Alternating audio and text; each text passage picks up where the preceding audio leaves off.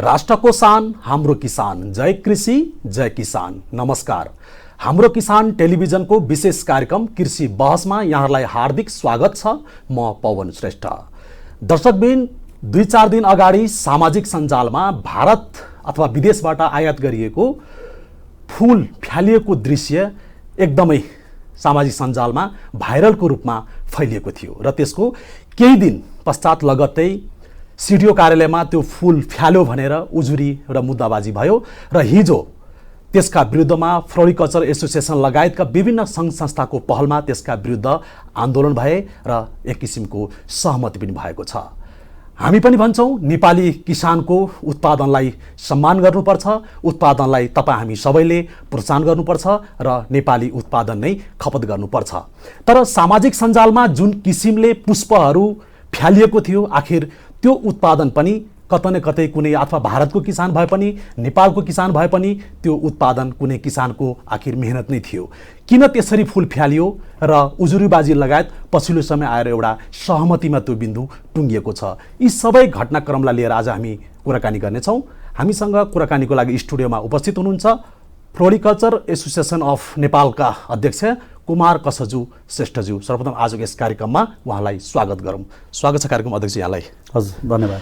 जस्तो मैले अघि नै कार्यक्रमको सुरुवातमा भने सामाजिक सञ्जालमा जुन दृश्य देख्यो नि, त्यो फूल फ्यालिएको पुलबाट खोलामा, कस्तो थियो त्यो दृश्य?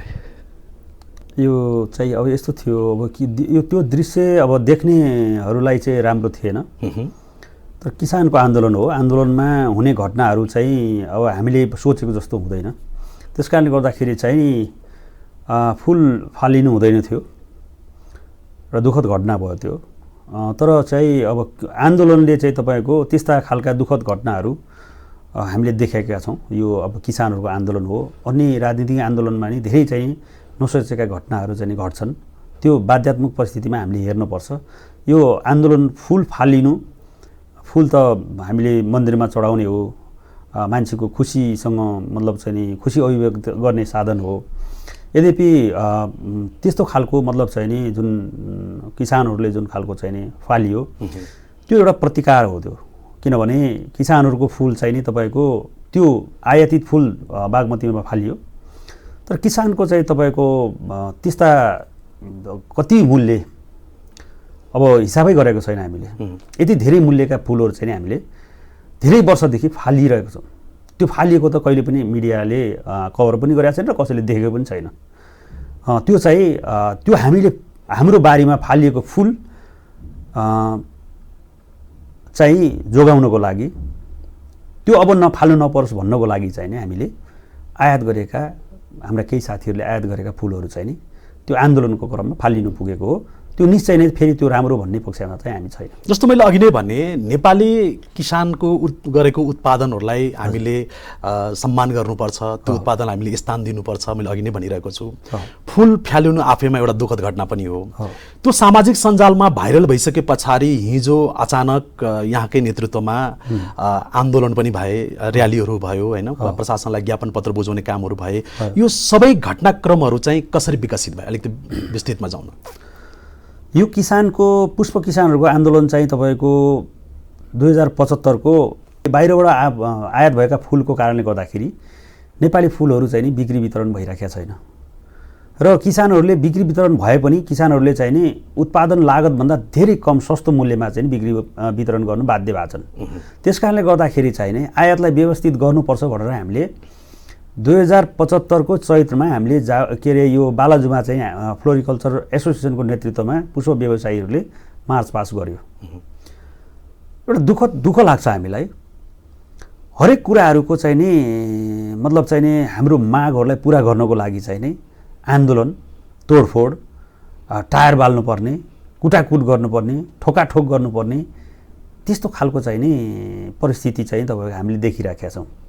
हामीले त्यतिखेर एउटा चाहिँ शान्तिपूर्ण ढङ्गले हामीले मार्च पास गऱ्यौँ, तर त्यसको एक दिन मतलब मिडियाहरूले कभरेज गर्यो होला। त्यस पछाडि कहाँ भयो, के भयो, त्यसको समाधान के हो त्यो खोज्ने काम भएन। फेरि हामीले यो 76 को चैत्रको चाहिँ 11 गतेबाट विश्वव्यापी रूपमा कोरोनाको महामारी भयो। पुष्प व्यवसायीहरू आफ्नो उत्पादन फाल्न बाध्य भए र निरन्तर रूपमा चाहिँ नि हामी अहिलेसम्म पनि कोरोनाको महामारीमा छौँ र हामीले उत्पादन गरेका फुलहरू चाहिँ हामी फालिरहेका छौँ हैन। फालिरहेका छौँ, कति अर्बको फुल फालिसक्यो यहाँ हिसाब छैन, मूल्य छैन यहाँ। तर चाहिँ नि 2-4 लाख रुपियाँका फुलहरू चाहिँ तपाईँको खोलामा फालिँदाखेरि चाहिँ हाम्रा किसानहरू जो आन्दोलनमा उत्रिरहेको थियो ती किसानहरूलाई चाहिँ तपाईँको किटानी जाहेरी थुन्नुपर्ने, क्षतिपूर्ति तिराउने ढङ्गको चाहिँ प्रशासनिक मुद्दाहरू प्रशासनले चाहिँ तपाईँको त्यो मुद्दाहरू चाहिँ तपाईँको बुझेको पाइयो र हाम्रो किसान साथीहरूलाई चाहिँ नि धरपकड गर्ने र उहाँहरूलाई चाहिँ नि गिरफ्तार गर्ने खालको चाहिँ तपाईँको गतिविधि भयो। भनेपछि 2-4 लाखको फुल फ्यालिए पछाडि किटानी जाहेरी प्रशासनमा हालिसके पछाडि थुनिने अवस्था सिर्जना भए पछाडि हिजोको घटनाक्रम घटेको हो। हामीले चाहिँ हिजो चाहिँ नि हामीले जब हाम्रो व्यवसायी हाम्रो उत्पादक किसान साथीहरूलाई थुन्ने काम भयो, हामीले आजको दिनसम्म कतिचोटि हामीले भनिसक्यौँ फुल आयात गर्नु हुँदैन, हामी आफै फुल उत्पादन गर्छौँ, हामीले उत्पादन गरेका फुलहरू बजारमा जानु सक्छ, माग भए जति फुलहरू हामी दिन सक्छौँ भनेर हामीले भनेका छौँ। तर चाहिँ नि त्यसलाई चाहिँ ध्यान नदिकन जहिले पनि हामीलाई चाहिँ शोषित गर्ने, दमित गर्ने, हाम्रा आवाजहरूलाई कुल्चिने, नसुन्ने चाहिँ क्रमहरू निरन्तर रूपमा रहेको छ। यो किन यसो भइराखेको छ भन्दाखेरिलाई हामीहरू चाहिँ तपाईँको चाहिँ नेपालमा अहिले किसानहरू जो अहिले विदेशमा छन्, जुन खाडी मुलुकमा लगभग चाहिँ तपाईँको 70-80 लाख युवाहरू खाडी मुलुकमा छन्, ती युवाहरू चाहिँ नि धेरै जसो किसानका छोराछोरी छन्। उसले कृषिमा आफ्नो भविष्य नदेखेर विदेश पलायन भइरहेको छ र अनि यो त नेपालको अब दुर्भाग्य नै भन्नुपर्छ। हाम्रो युवाहरू विदेश गएछ, नेपालको कृषिको अवस्था यो छ। मैले हिजोको घटनाक्रमलाई कसरी लिए भने भारतबाट अथवा विदेशबाट चाहिँ नेपालमा फुल आयात गर्न नपाउने भनेर के प्रतिबन्ध भएको अवस्था हो र? होइन होइन, हामीले प्रतिबन्धै लाउनुपर्छ भनेको पनि छैन, प्रतिबन्ध लाउनुपर्छ भन्ने हाम्रो माग पनि होइन। हामीले उत्पादन गरेको वस्तु हाम्रो बजारमा हामीले बेच्नु नपाउने हो भनेदेखि हाम्रो वस्तु बेच्ने ठाउँ देखाइदिनु पर्यो नि त, राज्यले देखाइदिनु पर्यो नि त। नेपालमा प्रशस्त उत्पादन छ भने बाहिरबाट ल्याउनु पर्ने आवश्यकै छैन भने किन ल्याउनु दिएको? नेपालमा प्रशस्त उत्पादन छ, नेपालको फुलले नेपाललाई पुगिरहेछ भने बाहिरबाट फुल किन ल्याउनु पर्यो? हो, किन ल्याउनु पर्यो? किन ल्याएको? त्यसलाई किन राज्यले नरोकेको? किन त्यस्ता मान्छेहरूलाई प्रोत्साहन गरेको ल्याउनलाई? किन किसानहरूलाई चाहिँ कृषि पेसा छोड्न बाध्य बनाएको? हाम्रो आन्दोलन थियो। हामीले हाम्रो माटोमा हामीले हुर्काएको वस्तु हाम्रो देशमा बेच्न नपाउने हो भने हाम्रो बजार कुन हो त? भारत हो, चाइना हो कि पाकिस्तान हो कि भुटान हो? देखाइदिनु पर्यो नि त। आफ्नो उत्पादन आफ्नो देशमा गरेको उत्पादन आफ्नै देशमा बेच्न नपाउने भएपछि किसान के हेरेर बस्छ? के किसान त्यही पेसामा बसिरहन्छ? किसानलाई चाहिँ तपाईँको सबै मान्छेहरूलाई विदेश पठाउने अब? अनि यहाँ चाहिँ सबै बाहिरबाट विदेशबाटै चाहिँ मगाएर चाहिँ फुलदेखि खानादेखि दानादेखि नानादेखि छानासम्म सबै चाहिँ बाहिरबाट ल्याउने त हाम्रो देशलाई परनिर्भर बनाउने पूर्ण रूपमा? हामीले तपाईँहरूले देख्नुभएको छ फुल अलिकति फालिएको र चाहिँ आन्दोलन गरेको देख्नु भएको छ। तर यो चाहिँ कस्तो भनेदेखि स्वाधीनताको लडाइँ हो। हामी आत्मनिर्भर बन्नुपर्छ भन्ने लडाइँ हो। हामी सम्मानपूर्वक हामी व्यवसाय गर्न पाउनुपर्छ भन्ने हाम्रो लडाइँ हो। देखेको त किसानहरूले फुल फाल्यो, किन फालेको थियो भन्ने कुरा चाहिँ प्रश्न एउटा उठेको छ। जस्तो तपाईँहरूले अवैध फुल आयो, भन्सार तिरेर आएन अथवा क्वारेन्टाइन चेक भएन भनेर जुन भन्नुभएको छ, तर जसले यो आयात गर्नुभएको छ उहाँहरूले के भन्नुहुन्छ भने यो भन्सार तिरिएको छ, यसको प्रमाण छ, कागज छ, त्यही पनि हाम्रो सम्पत्ति नष्ट गरियो, फ्याल्यो भनेर हामीले यो क्षतिपूर्ति सहितको उजुरी हालेको भन्नुहुन्छ उहाँले। फेरि यो त तपाईँको चाहिँ के छ भनेदेखिलाई ल त्यही गर्ने हो त? त्यहाँ आएको सामान सबै भन्सार तिरेर ल्याएको छ त? क्वारेन्टाइन चेक जाँच गरेर लिएर आएको छ त? अनि केही सामान मिस्टेक पनि होला? मिस्टेक होइन, मिस्टेक 101% मिस्टेक छ। त्यहाँ तपाईँको भन्सार तिरिएको छैन, त्यो सामानको भन्सार तिरिएको छ। भन्सार चाहिँ भन्सार 1000 को वस्तुलाई 100 रुपियाँ मूल्याङ्कन गरेर भन्सार तिरिएको छ। यसलाई के अवैध भन्ने कि गैर कानुनी भन्ने कि यो वैध भन्ने हो? त्यस कारणले गर्दाखेरि चाहिँ छ नि यसमा धेरै कुरा लुकेको छ भने त्यसलाई खोतल्दै जाने हो नि सबै पहिरो जान्छ हेर्नुहोस्, बुझ्नु भएन? त्यस कारणले गर्दाखेरि नेपाली किसानहरूलाई बाँच्ने आधार बनाउनु पर्यो, राज्यले बनाउनु पर्यो। यस्ता खालका चाहिँ तपाईँको देखादेखि राज्यको आँखामा छारो हालेर अनि त्यस पछाडि त्यसलाई वैध धन्दा चाहिँ गर्न खोज्नेहरूलाई यस्ता दलालहरूलाई चाहिँ हामीले ठेगानै लाउने हो क्या, ठेगानै लाउने हो। यो किसानहरूको त तपाईँको यो सुरुवात हो। यो यहाँ एकैबद्धता हुँदैछ। यहाँ सबै नेपालको सबै कृषि क्षेत्र एक ढिका हुन्छ अब क्या, बुझ्नु भएन? त्यस कारणले गर्दा यस्ता दलालहरू नाफाखोरहरूलाई ठेगानै लाउने हो। भनेपछि कानुन हातमा लिएर भए पनि होइन, कानुन हातमा लिँदैनौँ हामी। राज्यले हामीले देखाएका कानुनहरू राज्यले परिमार्जन गरेर उसलाई ठेगान लाएन भने हामी ठेगान लाउँछौँ। आन्दोलनमा जे पनि हुनसक्छ। आन्दोलन हो, बुझ्नु भएन? आन्दोलन हो। हामीले देखाएको छौँ। हाम्रो यो यत्रो चाहिँ जुनी भनौँ न अहिले 45-46 वर्ष भयो यो जुनीमा धेरैवटा आन्दोलन देखाएको छ। आन्दोलनले के गर्यो, त्यसलाई कुनलाई कानुन हातमा लियो भन्ने हो, कुनलाई वैधानिकता दियो, त्यो हामीले राम्रोसँग देखाएको छौँ। त्यस कारणले गर्दाखेरि हामीलाई यो खालको क्रूर राज्यले जुन खालको क्रूर व्यवहार गरेको छ, यो राज्यको कानुनको धज्जी उडाएर जुन नाफाखोर दलालहरूले जुन खालको व्यवहार गरिरहेको छ, यसलाई चाहिँ नि सिद्ध्याउनको लागि, यसलाई चाहिँ निमिट्यान्न पार्नको लागि हामीले कानुन हातमा लिन पनि हामी पछि पर्दैनौँ, बाध्य हुन्छौँ। बाध्य हुन्छौँ हामी। त्यो कारणले गर्दाखेरि चाहिँ हामीलाई त्यो खालको लाइनमा जानको लागि बाध्य नपारियोस्। हामीले भनेका छौँ भन्सारमा एउटा चाहिँ तपाईँको फुल काहीँ तपाईँले केजीमा पाउनुहुन्छ? कुनै फुल तपाईँले बजारमा केजीमा किन्नु भएको छ आजसम्म? कुनै तपाईँको लकी ब्याम्बो आज बजारमा केजीमा किन्न सक्नुहुन्छ, पाउनुहुन्छ? ल पाउनुहुन्छ भने ल बजारमा केजीमा बेच्ने भने ल त्यसलाई स्वीकार गरियो। एउटा लकी ब्याम्बोको बजारमा 500 रुपियाँ छ। 5 वटा लकी ब्याम्बो हाल्यो भने 1 केजी पर्छ। तर अध्यक्ष तपाईँहरुकै डाटाले 5 वटा 2500 को माललाई 133 देखाएर भन्सार त्यसलाई तिर्या भन्ने त्यो त राज्यको ब्रह्मलुट गरे हो। त्यो जस्तो अध्यक्ष तपाईहरुले दिएको फ्यानले दिएको डाटा अनुसार तपाईले दाबी गर्नुहुन्छ कि नेपालमा करिब 91% फूल नेपालमै उत्पादन हुन्छ, हामी फूलमा लगभग आत्मनिर्भर छौं भन्नुहुन्छ। यस्तो ताल भएछ कसरी आत्मनिर्भर हुन्छ? तपाईहरु आत्मनिर्भर भन्नुहुन्छ। हैन आत्मनिर्भर भएको अवस्था हो भने भारतहरु फूल किन ल्याउनु पर्ने बाध्यता स्थिति आइरहेछ फेरि पनि। यस्तो भएपछि कसरी आत्मनिर्भर बन्छ? यी सबै किसानहरु सब पलायन भइसक्यो। अब हेर्नुस्, कोभिडको कारणले गर्दाखेरि 25% उत्पादक फूल उत्पादन गर्ने मान्छेहरु पलायन भइसक्यो। अहिले भारतमा कति फूल आइरहेछ प्रतिशतमा वार्षिक?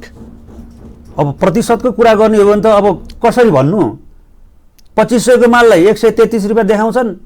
अब 133 रुपैयाँको रेकर्ड हेर्ने हो भनेदेखि अहिले पनि यो अस्ति भर्खरको चाहिँ गत वर्षको चाहिँ आयातको चाहिँ तथ्याङ्क हेर्दाखेरि लगभग 38 करोडको आयात भएको छ। हामी सिजनमा जस्तो मङ्सिर पुष माघ फागुन यो सिजनमा जतिखेर फूल नेपाललाई चाहिन्छ त्यतिखेर हाम्रो नेपाली उत्पादन पुगिरहेको अवस्था हो अहिले? होइन, भारतभरि फूल ल्याउनु पर्ने अवस्था छ। पुग्दैन, ल्याउनु पर्छ। किन ल्याउनुहुन्छ? त्यो त यहाँ उत्पादन नभएपछि ल्याउनु पर्यो। उत्पादन किन बढाउन सक्नुहुन्न तपाईहरु त्यसै भए? होइन, उत्पादन बढाउन नसक्नु त तपाईँको चाहिँ के छ भनेदेखि यहाँ निजी क्षेत्रले हाम्रो नेपालको चाहिँ नि जुन मङ्सिर पुष माघ फागुन यो जाडो सिजन हो। जाडो सिजनमा नेपालमा फूल उत्पादन हुने किनभने चिसो मौसम हुन्छ। अनि जतिखेर नेपालमा सबैभन्दा बढी डिमान्ड हुन्छ फूलको त्यतिखेर चाहिँ हामीले हाम्रो उत्पादन दिन नसक्ने नेपाली बजारलाई, त्यतिखेर भारतकै फेरि शरण पर्नुपर्ने अनि छिटफुट अरू बेला भारतमा फूल आयो भने विरोध गर्न मिल्छ त नि? होइन, शरण भन्ने कुरा होइन क्या। तपाईसँग जुन चिज वस्तु जतिखेर हुँदैन तपाईँ बजारमा किन्नुहुन्छ किन्नुहुन्छ नि त। अनि कसरी शरण पर्यो भने तपाईँसँग वस्तु पर्चेज गर्ने हो कि पैसा तिरेर सितैमा ले भन्ने होइन नि त।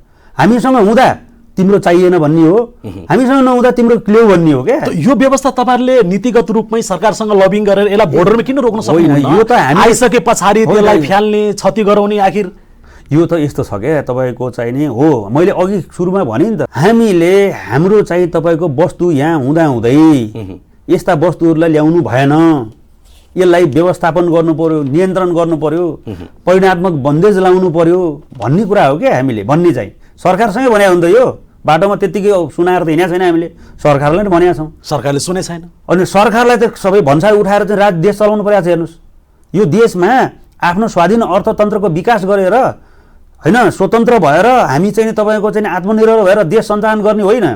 भन्सारमा जसरी पनि भन्सार तिरेपछि जे पनि ल्याउनु पाइन्छ। यो देशमा भन्सार कानुन मात्रै छ। यो देश भन्सारले मात्रै चल्या हो। ल भन्सारले मात्रै चल्या भएदेखि त्यो किन भिप्रेसन चाहिँ ल्याइरहेको त विदेशबाट? यो युवाहरू चाहिँ 80 लाख 1 करोड युवाहरूले किन भिप्रेसन पठाइरहेछ? त्यो भिप्रेसनको आधारमा देश चलेको छैन, भन्सारले चलाएको देश। त्यस कारणले गर्दाखेरि चाहिँ के हो भने देशमा स्वाधीन अर्थतन्त्रको विकासको लागि नेपालीहरूलाई चाहिँ तपाईँको हरेक क्षेत्रमा चाहिँ तपाईँको आत्मनिर्भर बनाउनको लागि राज्यले लगानी गर्नु पर्यो नि त। जाडो मौसममा नेपालमा फुल उत्पादन हुँदैन, बाहिरबाट ल्याउनुपर्छ। 9% हामी अहिलेको तथ्याङ्कमा 9% हामी बाहिरबाट ल्याउँछौँ वर्षभरिमा। 9% मात्रै? 9% हो। त्यो 9% ल्याउनु पर्यो कति हो त? लगानी गर्नुपर्ने कति पर्ने हो राज्यले? कहाँ लगानी गर्नुपर्ने हो? तराईमा गर्नुपर्ने कि पहाडमा गर्नुपर्ने, हिमालय गर्नुपर्ने? त्यो त राज्यको पनि त निकाय दायित्व होला नि त, कि त्यसको ठेक्का पनि हामीले लिने हो? हामी त राज्यले तपाईँको चाहिँ नि यो फुल क्षेत्रलाई त अहिले पनि कोभिडको बेलामा फार्ममा चाहिँ पानी हाल्नुसम्म जानुलाई चाहिँ नि त्यो पास उपलब्ध गराएन यो राज्यले। के हामी त हेर्नुहोस्, हामी सक्षम हुनुजेल हामीले तिरेका कर उठाउने राज्य, हामी असफल भयो, हामी सकेनौँ कोभिडको कारणले गर्दा हाम्रो बिजनेस ल्याङ्क भयो। यतिखेर हामीलाई बचाऊ भन्दाखेरि राज्यले अहिले बचाउन सकिँदैन। अहिले चाहिँ नि फुललाई हेर्न सक्दैन, खाना नाना छानाको लागि मात्रै बजेट खर्च गर्नुपर्छ अरू बेला। त्यसो भएदेखि पुष्प व्यवसाय गर्न पाउँदैन यो देशमा, यसको भविष्य छैन, हामी हेर्न सक्दैन भनौँ नि त। त्यसपछि हाम्रो अर्को विकल्प हुनसक्छ, जुन देशमा फुलको राम्रो भविष्य छ त्यही हामी त्यही देशमा जान्छौँ, किनभने हामीसँग त स्किल छ नि त। तर चाहिँ नि वास्तवमा चाहिँ नि के हो भन्देखिलाई यसलाई किन राजनीति रङ दिनुपर्छ? जस्तो उहाँले के लेख्नु भएको छ, अब ठ्याक्कै मैले भनिदिन्छु, यो कस्तो राजनीति हो? नेपालमा भने फुल खेतीले माग पूरा गर्न नसकेको जटिल परिस्थितिमा आयात रोक्दा फुलका पसलहरू बन्द गर्नुपर्ने छ भने ग्राहकले चाहेको बेलामा फुल किन्न पाएको छैन।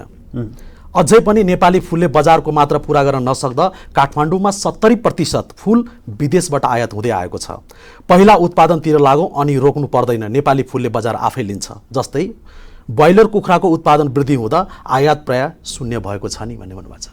अनि ब्रोइलर कुखुरा चाहिँ तपाईँको चाहिँ नि बेला बेलामा चाहिँ गाडी जफत गरेर चाहिँ तपाईँको फालेको देख्नुहुन्न? होइन, कहिलेकाहीँ घुसपैठ हुन्छ। हो, यो पनि घुसपैठ हो, घुसपैठ हो। यो खुला सिमानाको कारणले गर्दाखेरि भइरहेको हो क्या।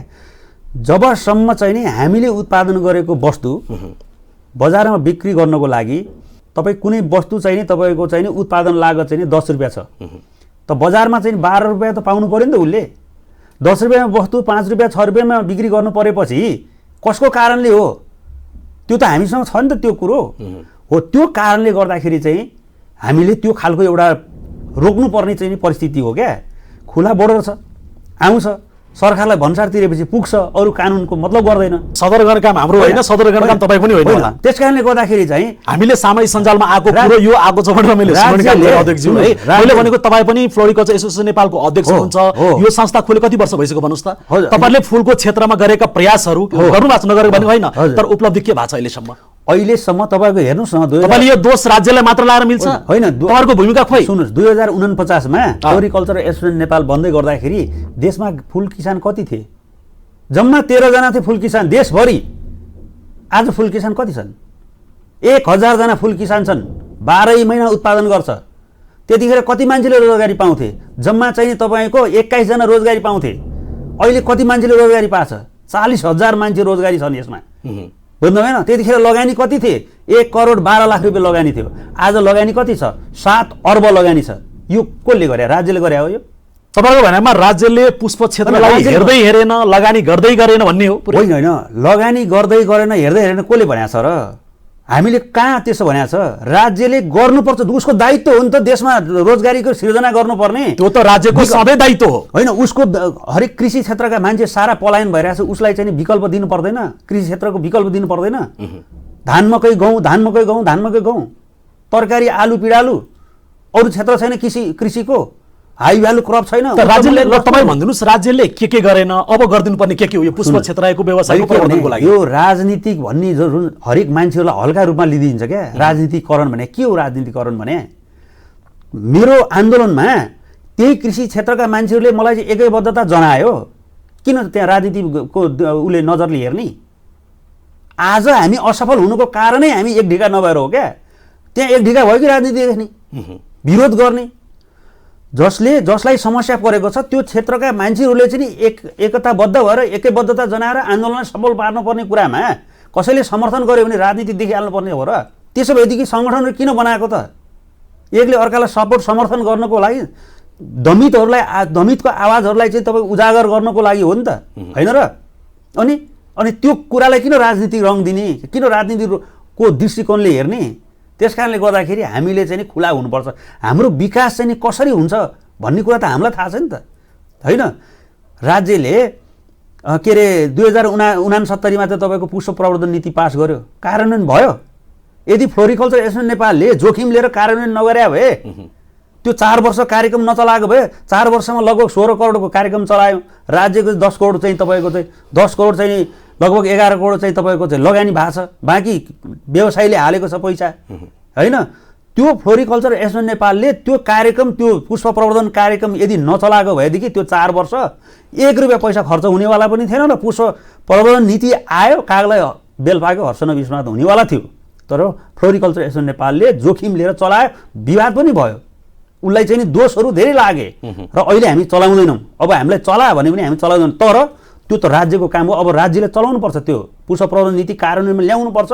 त्यो अहिले राज्य पुनर्संरचना भइसकेपछि सङ्घीय सरकारले गर्ने के हो, प्रदेश सरकारले गर्ने के हो र स्थानीय सरकारले गर्ने के हो, त्यो त राज्यले चाहिँ नि गर्नु पर्यो नि त। हामीले कार्यान्वयन गर्दा हामी माथि सबै दोष हाल्ने, सबै चाहिँ नि फ्यानले चाहिँ सबै भ्यायो सिद्ध्यायो भन्ने सबै मिलेर, अनि अहिले फ्यानले चाहिँ काम नगरे, के अरे पुष्प नीति कार्यान्वयन नगरे कति भयो, कार्यक्रम नचला कति भयो, 75, 76, 77, 78 कसले चाहिँ भ्यायो त? त्यो कसले कार्यक्रम, आज पुष्प प्रवर्धन कार्यक्रम कसले चलाएको छ? अनि अहिले तपाईँको हेर्नुहोस्, हामीले कार्यक्रम चलाउँदै गर्दाखेरि जम्मा वर्षको 11 करोडको आयात हुन्थ्यो। अब अहिले 4 वर्ष पुष्प प्रवर्धन कार्यक्रम चलाएन नि, अब आयात घट्छ, घट्नुपर्ने आयात अब बढेर अहिले 38 करोड पुगिसक्यो।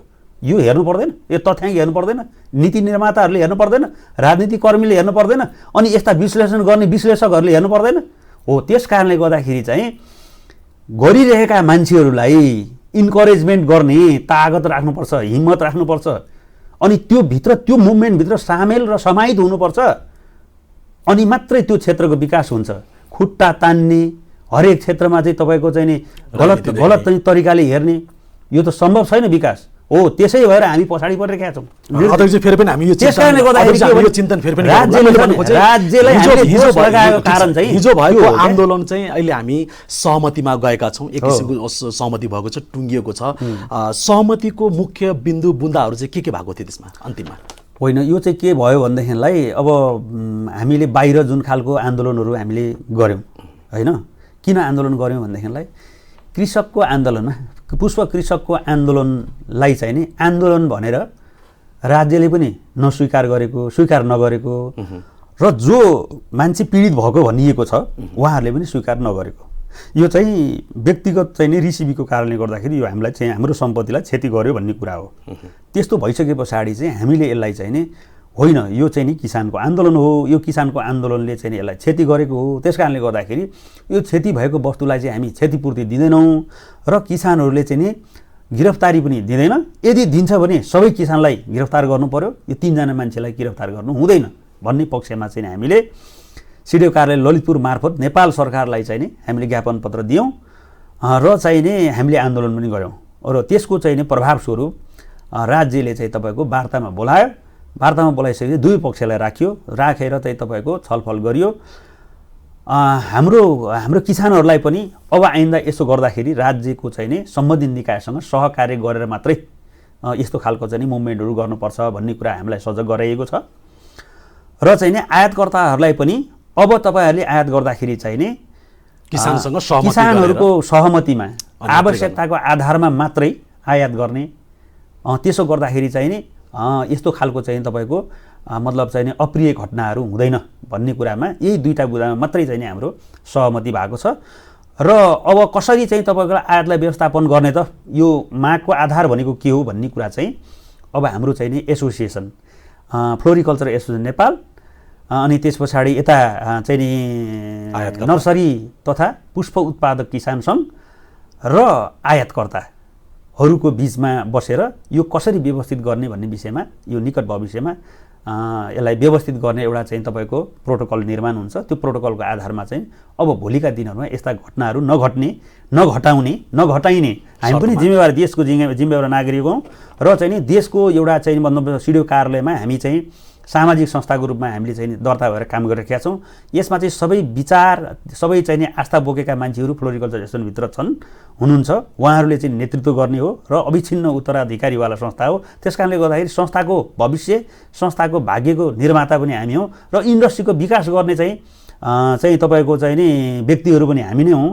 हामी उत्पादक पनि हौँ, हामी बजारमा पनि काम गर्छौँ र चाहिँ नि व्यवस्थित ढङ्गले पुष्प उद्योगलाई चाहिँ नि अगाडि बढाउनको लागि हाम्रो दायित्व छ, जिम्मेवारी छ। यो चाहिँ राज्यको चाहिँ नि सम्बन्धित निकायसँग सहकार्य गरेर अगाडि बढ्ने हो।